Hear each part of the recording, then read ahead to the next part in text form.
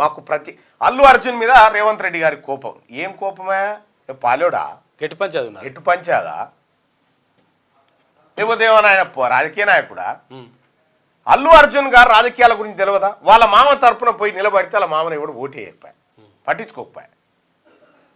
So cinema హీరోల మందం ఉంటే ఎవరికే ఇబ్బంది లేదు.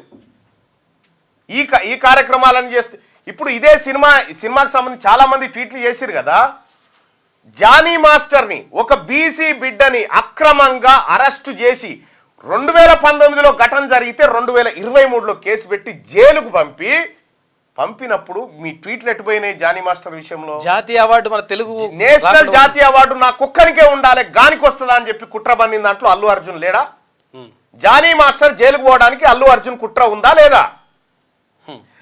ఆయనకు మధ్యంతర బెయిల్ కోర్టు ఇస్తే వెంటనే నేషనల్ అవార్డు వెనక్కి తీసుకోండి అని చెప్పి లేఖ రాసింది వీళ్ళు కాదా?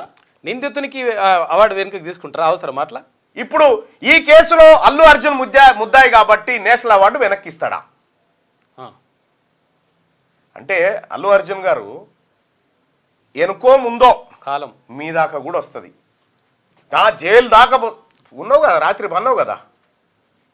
పన్నావు కదా జైల్లోనైతే, ఓ రోజు అయితే ఉన్నావు కదా. కాలం సమాధానం చెప్తుంది, కొన్నిటికి కాలం సమాధానం చెప్తుంది. నిజంగా ప్రభుత్వానికో ముఖ్యమంత్రి రేవంత్ రెడ్డి గారికో కోపమో దుష్మనో ఉంటే నీ షోకి ఎందుకు బెనిఫిట్ షోకి అనుమతిస్తారా? చల్ నడు ఎక్కడ నీకేట్ ఇచ్చేదా అని అంటారు కదా. Public benefit. ఈ ప్రభుత్వాన్ని బదనాం చేయడానికి మీరు బీఆర్ఎస్ పార్టీ నాయకులతోని కలిసి, భారతీయ జనతా పార్టీ నాయకులతో కలిసి ప్రభుత్వాన్ని బదనాం చేయాలంటే ఇక్కడ చూస్తూ కూర్చోవడానికి ఎవడు ఖాళీగా లేడు. చట్టం తన పంతాన్ని చేసుకుంటూ పోయింది, న్యాయస్థానం నీకు బెయిల్ ఇచ్చింది, బస్ అంతే. ఇంకా ఏమైతే ఏం సినిమాలయా ఈ పుష్ప గురించి? ఏం సినిమాలయా అది? ఏం తయారు చేస్తావు? ఎర్రచందనం దొంగల ఏం సందేహం ఇస్తున్నావు? దానికి నేషనల్ అవార్డా? సందేశం ఏంది? జై భీమ్ సినిమా కదనే రావాల్సింది నేషనల్ అవార్డు. జై భీమ్ సినిమా రియాలిటీ, తమిళనాడులో జరిగినటువంటి ఒక యథార్థ ఘటన. జై భీమ్ సినిమాలో ఒక హేబియస్ కార్పస్ పిటిషన్ ద్వారా ఆ సినిమా వృత్తాంతం నడుస్తుంది. ఆ సినిమాలో చాలా అద్భుతం ఉంది, భారత రాజ్యాంగాన్ని ప్రతిబింబించింది. కదానా ఈ దొంగలకు అవార్డులు ఇచ్చుడేందా అని చర్చ జరిగింది అప్పట్లోనే. కేజీఎఫ్ అవార్డు, దీనికి అవార్డు, ఏది పుష్ప 2 అవార్డు, పుష్పక అవార్డు, ఇదా? అయినా కూడా మీ ఇష్టం, మీ సినిమా తీసుకున్నారు, ప్రేక్షకులు చూస్తున్నారు, వాళ్ళ ఇష్టం. ఓకే, మేము దాంట్లోకి రాదలుచుకోలేదు. కానీ బాధ్యత ఉంటుంది. ఈ ప్రజల దగ్గర, ఈ అభిమానుల దగ్గర మనం డబ్బు వసూలు చేసి సంపాదించుకున్నప్పుడు ఆ అభిమానుల ప్రాణాల మీద, అభిమానులకు ఏమైనా జరిగితే, లేకపోతే ప్రజలకు ఏమైనా జరిగితే మనం కొంత బాధ్యత, రెస్పాన్సిబుల్గా ఫీల్ కావాలి కదా. ఇప్పుడు కరోనా సమయంలో చిరంజీవి గారు ఆక్సిజన్ సిలిండర్లు పంపిండు, ఆయనకు రాలేదు కదా అని ఊకోలే కదా, బాధ్యతతో చేసిండు ఆ పని, బాధ్యతతో ఆ పని చేసిండు. అటువంటి వాళ్ళ మీద గౌరవం ఉంటుంది సమాజానికి ఖచ్చితంగా. మీరు లేరా? సుకుమారు నువ్వు ఇద్దరు కలిసి జానీ మాస్టర్ పైన అక్రమ కేసులు పెట్టించిన దాంట్లో మీ పాత్ర లేదా?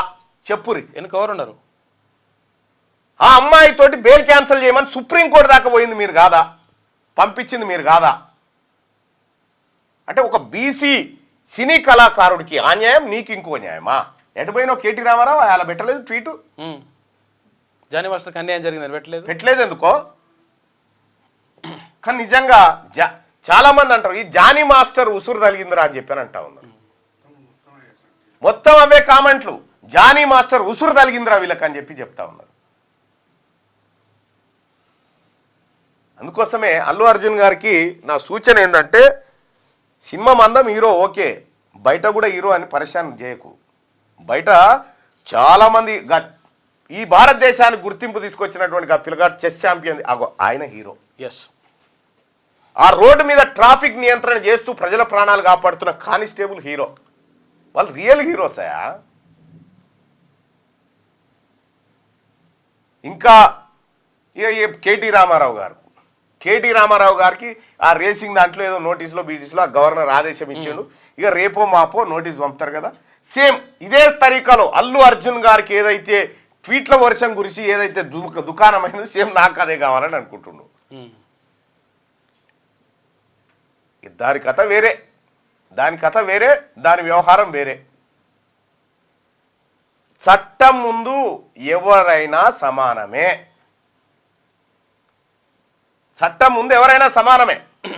అది చెప్పదలుచుకున్నా నేను మార్నింగ్ న్యూస్ ద్వారా. క్యూ న్యూస్ లో పనిచేయటకు అనుభవం గల కెమెరామ్యాన్లు కావాలను సంప్రదించవలసిన నెంబర్లు 8688926084. qnewsads@gmail.com ను సంప్రదించండి. లైక్ చేయండి.